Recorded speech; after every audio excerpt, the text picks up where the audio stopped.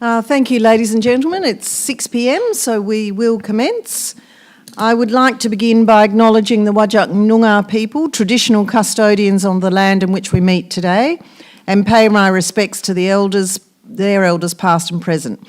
I extend that respect to Aboriginal and Torres Strait Islander peoples here today. Just to advise you that this meeting is being live streamed on the town's website, and the recording will remain on the website and will be available to the public. So if you are speaking, you need to be aware of that. On to attendance. We have two councillors who have a approved leave of absence, Councillor Michael Thomas and Councillor Sonia Heath. And we have one elected member, Councillor Walenko, who is dialing in by electronic means, and he will make a declaration regarding his suitability of location, connection and confidentiality. Councillor Walenko? Thank you, Mayor. Yes, I'm in a space where I can maintain confidentiality, and I believe that I have a appropriate communication. Yeah, very hard to hear him, but I did hear that, so thank you. And we do not, everyone else is in the room, we do not have any apologies. Do we have any applications for leave of absence coming up from any councillor, elected members? No? And declaration of interests. Do any elected members have a declaration of interest? Councillor Irvine, we'll go around. Thank you, Mayor. Just 10.1.9 adverse possession claim. Impartiality, residents in Florence Street are known to me, but I can make my decision on the merits of the motion. Thank you. Councillor Young? Thank you, Mayor Harkins. I'll declare an interest in 10.1.5 club lights usage policy. Members of the club and neighbours of the precinct are known to me, but I can make a decision based on the merits. And 10.1.9 adverse possession claim right-of-way 20. Residents on both Florence Street and Hawkstone Street are known to me, but I can make a decision based on the merits. Thank you. Councillor Bulbeck? No? Councillor Sadler? Councillor Walenko? Do you have any? No. And I would like to give an impartiality interest in 10.1.9. Some of the residents on Florence Street are known to me, but I'm able to make a decision based on merit. Thank you. And there are no announcements from me. There are no questions nor statements from the gallery. No. A particular welcome to our guests in the room, members of the public, the press, and particularly I see we have some junior magpies. It looks like all female players, is it? And two male players. So a particular welcome to you to this exciting meeting that you've attended. So lovely to have our special guests here this evening. I'm assuming you're here about 10.1.5, so we look forward to you seeing that item unfold. So then we'll move on with confirmation of minutes. And the confirmation of the minutes are from the ordinary council meeting held on the 25th of November. Would anyone like to? Yes, Councillor Irvine, and seconded by Councillor Sadler. And those in favour? All those in favour? Councillor Walenko, are you? Yes, thank you very much. Okay, so we will go on to... CEO, are there no presentation, no deputations? Would you like to tell us the items that have been withdrawn for discussion?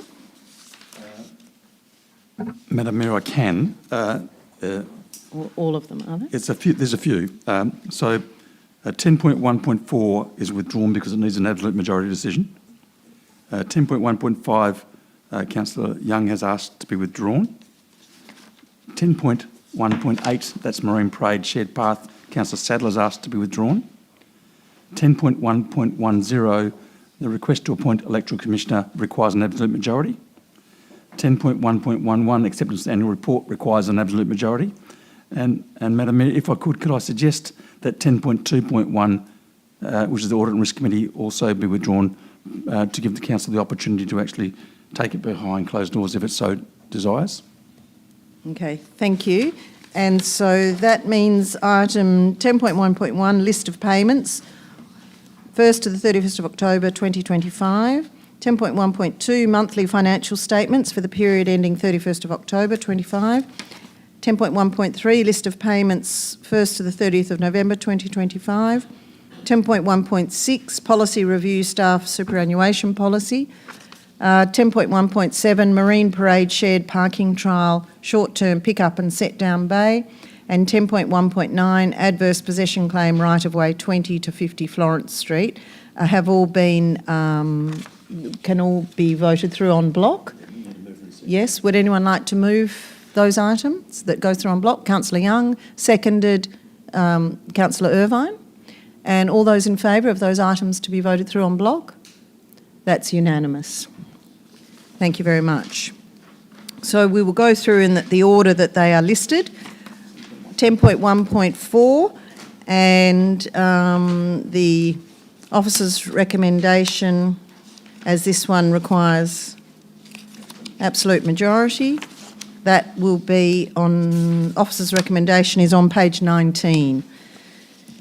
Would anyone like, Councillor Young is moved the motion, seconded. Councillor Sadler, anyone wish to speak for or against? We'll put that to the vote. All those in favour? Thank you, that's unanimous. The next one is 10.1.5, club lights usage policy. And the officer's recommendation is found on page 26 and 27. I'm happy to move that motion. Would anyone like to second that? Councillor Sadler seconding it. And I believe...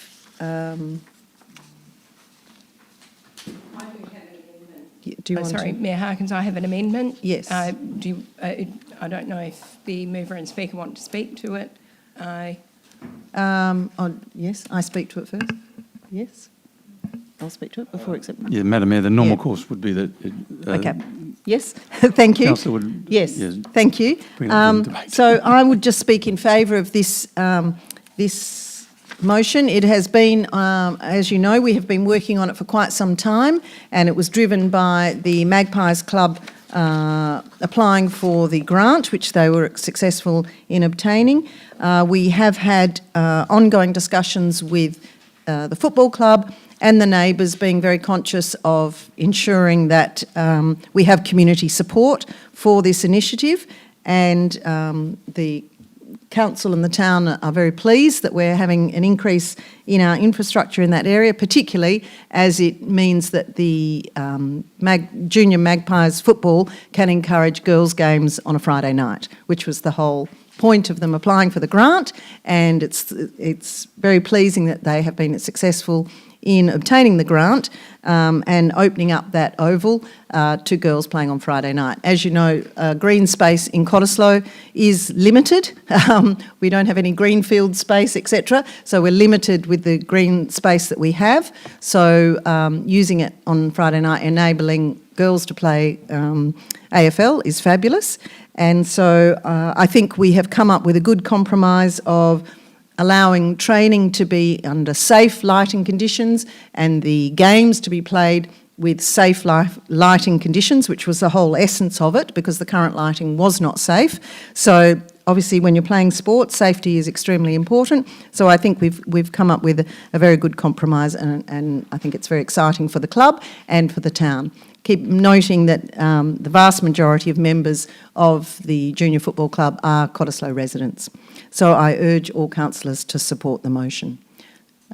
Councillor Sadler, I think you seconded it, didn't you?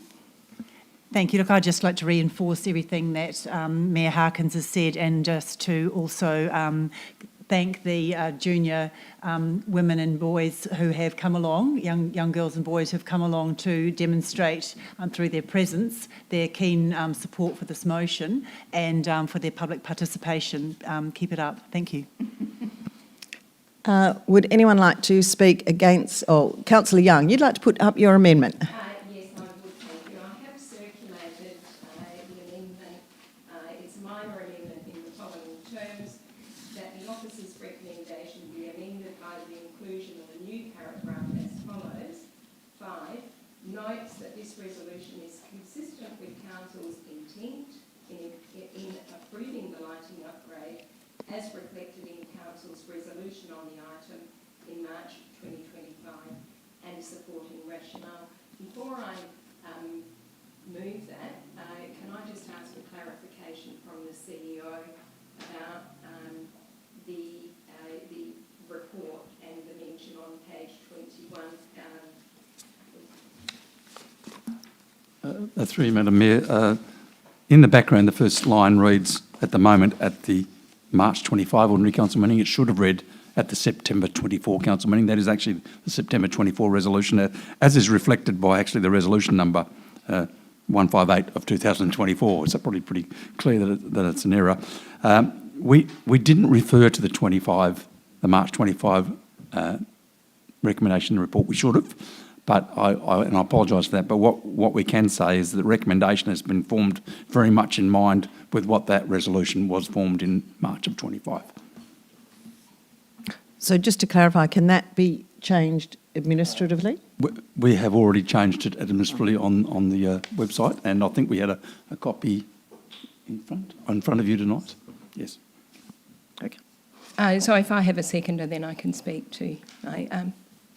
Councillor Bulbeck, you're happy to second that? Yeah. Thank you, Councillor Bulbeck. Look, I have circulated this amendment with a succinct rationale, but I will just expand a little bit on that. The amendment that I'm putting forward is a minor one, but I do think it is an important one, and it reflects the fact that the terms of the March 25 resolution were not referred to in the officer's report.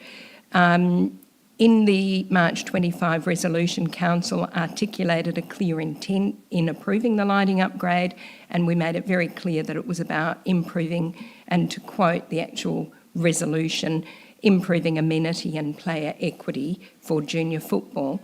That intent was articulated to address and allay concerns from neighbours, and it allowed us to assist the Junior Football Club to achieve their objectives while offering reassurance to neighbours that there wouldn't be undue adverse amenity impact for them.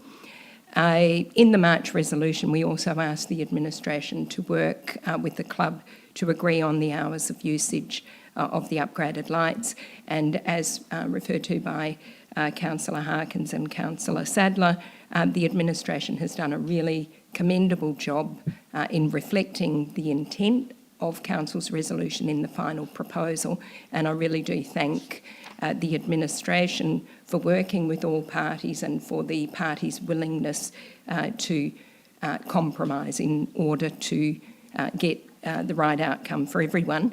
The proposal to preserve the status quo of the senior club, albeit with improved lighting, and to allow the use as requested by the junior club is a pretty faithful adherence to Council's intent as reflected in the resolution. It is important that our expressed intent be front of mind in relation to the uses of the lights now and into the future. This amendment, in repeating and reiterating what we've already resolved but which didn't find its way into the report, will help to ensure that that happens. I do think that this is a bit of a no-brainer and it will reflect positively on Council and create trust between the community and Council so that the community can be reassured that when we say that we are doing something with a particular intent, that we carry through with that. So I would urge elected members to support the amendment. Thank you, Councillor Young. Councillor Bulbeck, do you wish to add anything? No, I couldn't be any more eloquent than Councillor Lorraine Young. Okay. Anyone wish to speak against it? For it? No, we'll put the amendment to the vote. All those in favour? That is unanimous on that amendment. Thank you very much. We'll go back to the substantive. Anyone wish to speak against the motion?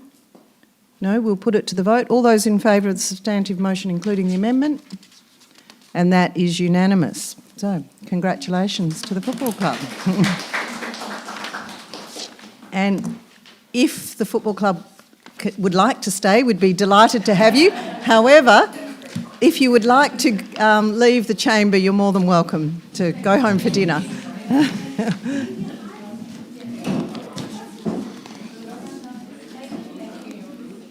Thank you for coming along.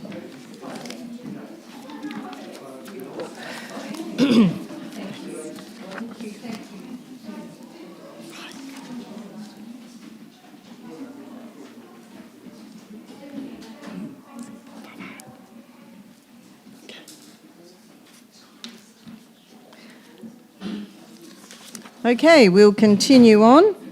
So the next item that has been withdrawn is 10.1.8, Marine Parade Shared Path, and the officer's recommendation is on page... it is on page 39. 39 and 40. Yeah, there's an amendment. So would anyone like to move the motion? Councillor Young, and a seconder? I'll second the motion. Councillor Young, would you like to speak to it? Yeah, just very briefly, the work that we've done on this has reflected the input from the community. We always knew that when you're retrofitting into established infrastructure, there are compromises to be made, and I really think the way that the community's concerns have been addressed broadly is the best possible outcome and will enable us, as we progress on design, to deliver a really great outcome. So thank you very much for that. Oh, thank you. Did I second? Yes. Second? Yeah, thank you. And I would just like to reiterate Councillor Young's comments and thank the administration for all the work they've done on this. Is a big piece of infrastructure and it's taken a long time, and thank them for listening to the community and to the elected members to make modifications. And I think at this point of the 50% design, we have come up with a good solution for the infrastructure, for the plan as is. Councillor Sadler. I was wanting to move a minor amendment. Yes. Would you like me to read the amendment Thank you. first? Yes. So the amendment is that point 1C of the officer's recommendation is replaced with the wording, in recognition of the Australian Government Active Transport Grant application not covering the scope of work for North Cottesloe, that the design for this area to be revised to one that minimises sacrificial works occurring in this area when the Foreshore Master Plan is implemented, that the design maximises safety for vulnerable road users and creates a safe connection from the Eric Street path to the Marine Parade shared path. So if I have a seconder, I'll speak to that. Councillor Young seconding it. Yeah, would you like to speak to it? Look, thank you. I would like to begin by thanking the administration for all the work that they have done. It is a little bit of a thankless task trying to fit a big project like this into a very constrained site. And I guess this minor amendment is actually, I think, just wanting to give a little bit more flexibility back to the engineers who are designing the works and also to the placemaking specialist who's then going to be running their eye over it, an acknowledgement of the fact that at the area which we could term in front of the Magic Apple, it's a particularly constrained and busy site, and we want to make sure that we don't end up over-engineering what happens at this point in time, so that we then have sacrificial works. And I was minded by one of the community members last week who said the cheapest thing one does sometimes is to do nothing. And so I'm actually wondering whether it's actually possible in the state to very much just create our vision with paint, or but I don't want to actually to preempt the work of the engineers. And I also want to make sure that the outcome really does align with the Foreshore Master Plan, albeit in a temporary fashion. So as I say, so what I'm thinking is that consideration can be given through giving them maximum flexibility to actually low-cost temporary solution, so that maximise the outcome but minimise sacrificial works. And I think that's important for the town reputationally, so that we don't end up either wasting council money or grant money, which I think the community has demonstrated to us before quite strongly that they don't like seeing. And so I'm thinking that if we have a light touch to what's built now, it's also going to be easier to integrate the path into the Foreshore Master Plan works when they're done in full. And I think we should also note that I think my understanding is that if the Foreshore is realised prior to the shared path being rolled out, then if that funding is realised, then the Foreshore Master Plan detailed design could be integrated subsequently, because we are actually not doing this as the first stage. So for all these reasons, I'd like to actually just give a little bit more power back to the designers and to allow us maximum flexibility. So for that reason, I'd urge everyone to support the motion. And yes, amen. Thank you, Councillor Sadler. Councillor Young? Yeah, thank you, Mayor Harkins. I agree with Councillor Sadler's proposal to introduce greater flexibility. I'm sure that the administration's approach will be provided to the consultants, and that'll all be thrown in as part of the mix, and that the professional design consultants will weigh up and come up with the right outcome based on their professional knowledge, and it might be that it ends up being the officer's recommendation or recommended approach, and it might be something quite different. But I think this amendment allows that flexibility, so I would support it. Thank you. Would anyone wish to speak against the amendment? So we'll put the amendment to the vote. All those in favour? Thank you. Was that unanimous? Yes. Councillor Bulbeck, I didn't see yours. Yes, it was. Okay. Thank you. So we'll go back to the substantive on page 39 and over the page onto 40, including that amendment. Anyone wish to speak against the motion? Okay, we'll put the substantive to the vote. All those in favour? Yes, that is unanimous. Thank you very much. The next item is on page 45. So this is requires an absolute majority for the local government election. Anyone wish to move that? Councillor Sadler, second Councillor Irvine. Councillor Sadler, do you wish to speak to it? No, thank you. Councillor Irvine? No, thank you, Mayor. We'll put that straight to the vote. All those in favour? If anyone can speak against. Oh, anyone against? Sorry. Whoops. Anyone speak against? Good luck. All those in favour? Could I have your hand again, Councillor Wellinko? Thank you. Unanimous. You have to be quick. Okay. And then we move on to 10.1.1. Officer's recommendation on page 52. So the annual report.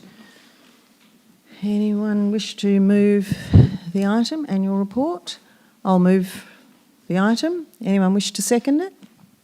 Thank you, Councillor Sadler.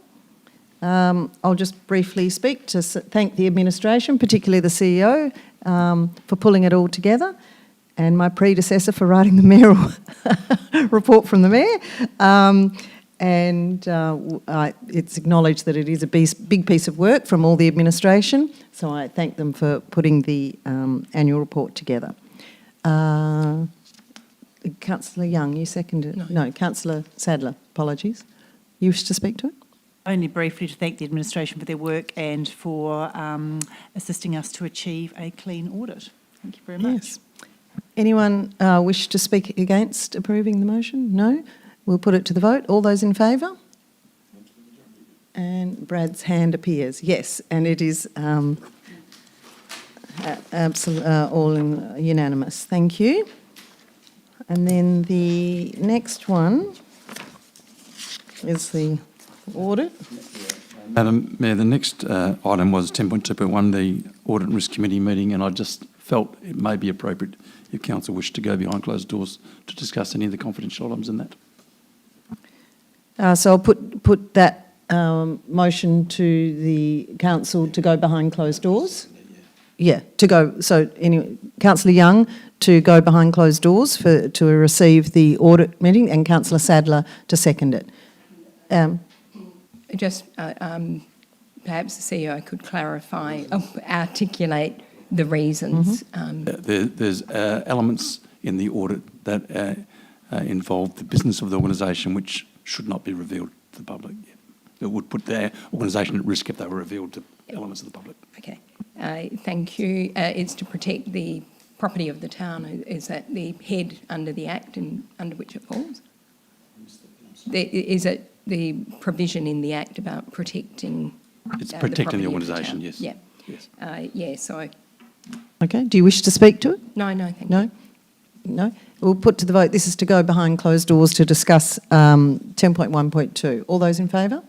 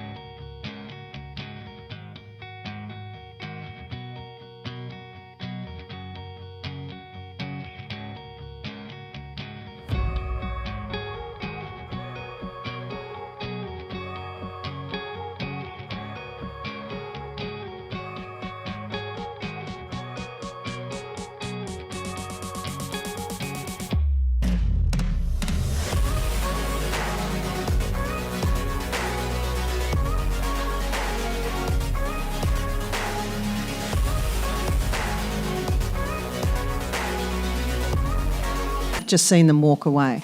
And Madam Mayor, So I will read out. yeah, if you could read out that So what- resolution, what- which is actually on page 53 of the So agenda. just receive Yes. that, yep. So Vicky, are we back on? It's okay, you give me the nod. So it's just that, Mark? Just all of that? Yep.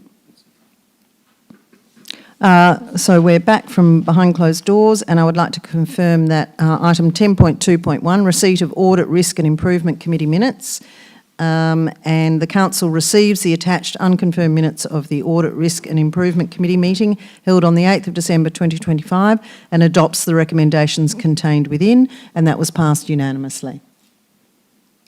Thank you.